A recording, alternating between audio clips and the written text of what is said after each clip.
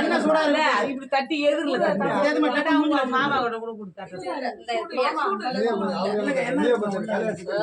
தட்டு பாப்பா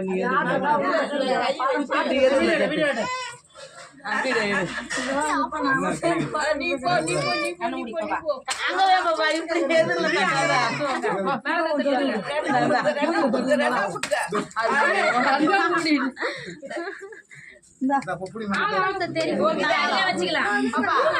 சுத்துங்க 3 பேர் போங்க